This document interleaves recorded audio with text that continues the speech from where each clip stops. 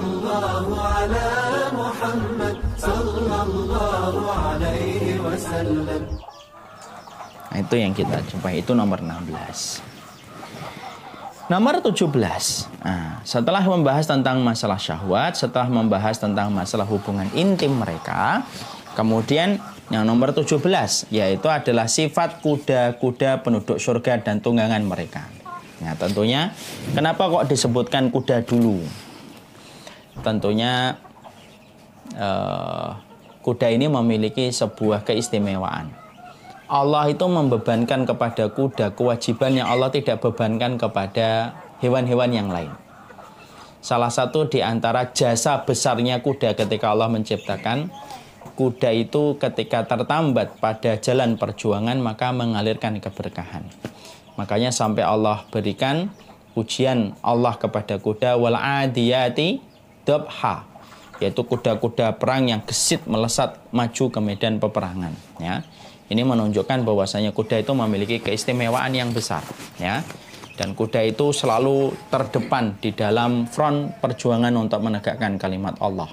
Makanya kalau ada laki-laki di dalam Islam, kok dia tidak mau berjuang maju dan merengsek ke front terdepan untuk memperjuangkan kalimat Allah, ya berarti penciptaannya lebih rendah kualitasnya daripada kuda. Karena kuda itu kalau dimiliki sama orang solih, kuda itu dipakai untuk membantu dia memperjuangkan agama Allah supaya semerbak wanginya agama Allah itu seantero penjuru dunia.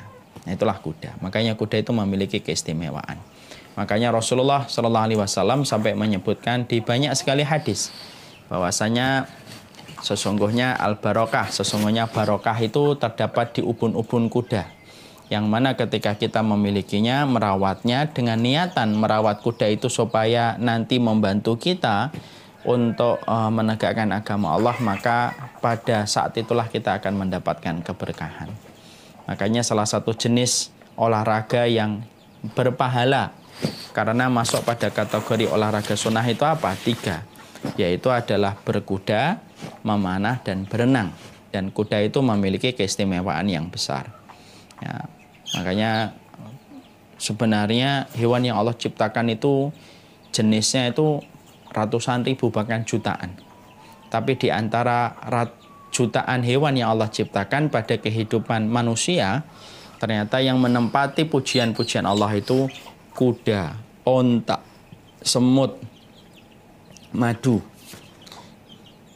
semut ke madu, kemudian lebah, lalu kemudian beberapa hewan yang lainnya. Di mana kuda itu salah satu di antara hewan yang memiliki posisi dan kedudukan yang besar di sisi Allah. Makanya ketika Rasulullah menyebutkan tentang masalah hewan, yang disebutkan pertama kali adalah tentang masalah kuda, ya. Sekarang sifat kuda penduduk surga dan tunggangan mereka. Nah, poin yang ke-17 kalau kita lihat, poin ini sekaligus menjawab tentang pertanyaan. Karena banyak sekali keluarga-keluarga yang memiliki hewan peliharaan itu suka sekali bertanya sama saya, Ustadz, nanti kalau saya di surga saya bisa bertemu dengan hewan peliharaan saya tidak? Ada yang suka dengan kucing, lalu kucingnya mati, tanya apakah dia nanti bisa ketemu lagi dengan kucingnya. Ada yang punya peliharaan kura-kura, marmut, apapun peliharaan kita, apapun binatang yang kita miliki, maka sesungguhnya di situ kita harus paham bahwasanya ada beberapa hewan yang kembali dihidupkan oleh Allah sesuai dengan kehendak yang Allah berikan. Nah, kita baca dulu hadisnya. Wa an Sulaiman bin Buraidah. Saya langsung bacakan terjemahnya. Ana rajulan sa'alan Nabi sallallahu alaihi wasallam, ya Rasulullah, hal fil jannati min khailin? Dari Sulaiman bin Buraidah dari ayahnya, ada seorang laki-laki yang bertanya kepada Nabi, ya Rasulullah, apakah di dalam surga itu ada kuda? Maka Rasulullah SAW menjawab, ya, sesungguhnya kalau kamu dimasukkan oleh Allah ke surga, maka Allah akan menunggangkan kamu dengan seekor kuda yang tercipta dari permata merah yang terbang membawamu ke dalam surga kemanapun kamu pergi. Melainkan itu pasti terjadi. Budair lalu kemudian berkata, ada laki-laki kemudian kembali bertanya, ya Rasulullah, apakah di surga ada unta? Maka Rasulullah menjawab, bahwasanya di surga itu ada onta yang bisa membawamu kemanapun tempat yang kamu sukai di dalam surga. Lalu kemudian ada orang yang kemudian bertanya kembali, ya Rasulullah, apakah di surga itu kemudian ada onta apa?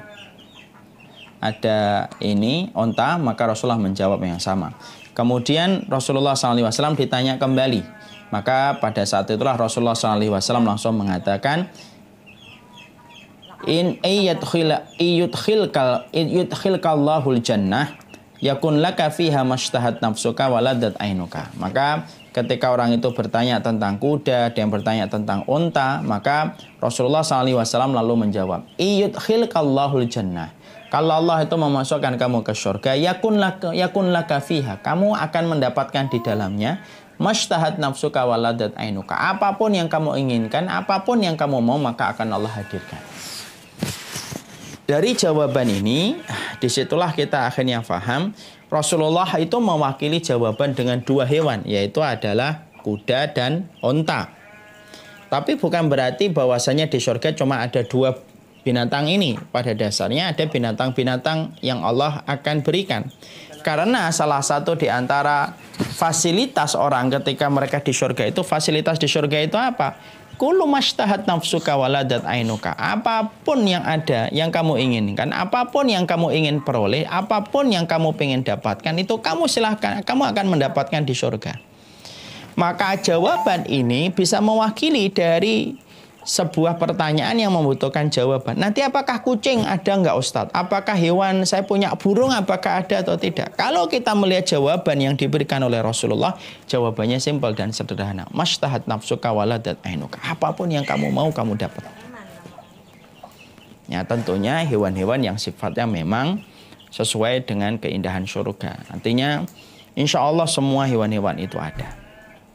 Maka disitulah akhirnya kita paham ada hewan-hewan yang kembali dihidupkan oleh Allah. Cuma penciptaannya tentunya tidak sama dengan proses penciptaan hewan-hewan itu ketika di dunia.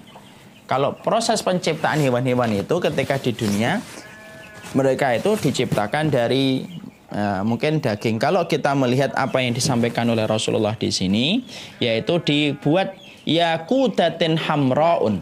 Yakutah itu permata, hamra itu merah. Berarti rata-rata hewan nanti diciptakan dalam bentuk yang seindah-indahnya, yaitu sebagaimana permata kemerah-merahan tapi hidup. Permata tapi hidup, Masya Allah ya.